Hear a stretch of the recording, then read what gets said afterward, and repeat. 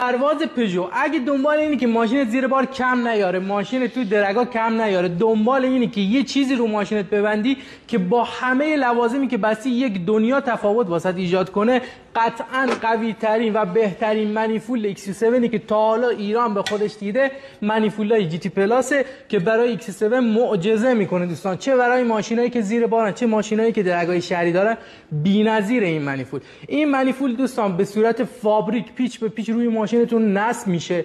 ریل سوخت فابریکتون روش میخوره، دیگه نیاز نیست پول ریل سوخت XU7 بدید. دریچه گاز نیسان و فابریک بدون نیاز به فلنج براتون نصب میشه، بدون اینکه نیاز باشه شما تبدیل بگیرید. و تا سایز 80 و 90 میتونید راحت پورت بزنید داخلشون و دریچه گازهای افترتون رو نصب کنید.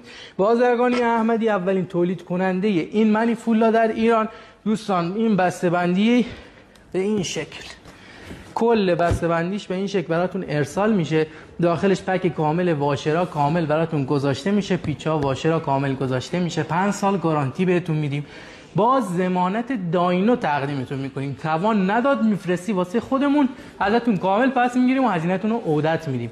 با این بسته‌بندی با بالاترین کیفیت ایران تقدیم شما میشه و داخل بسته‌بندی هم این شکل باز واسهتون گذاشته میشه، هم پیچ و مهرهاشون هم واشرشون داخلش گذاشته میشه.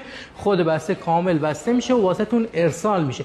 قوی ترین منیفول دوستان، با خیال راحت برای دوستایی که دنبال یک گشتاور یه شتاب وحشتناکن، این منیفول رو بهتون پیشنهاد میکنیم، از دست ندید. مخلص همگی.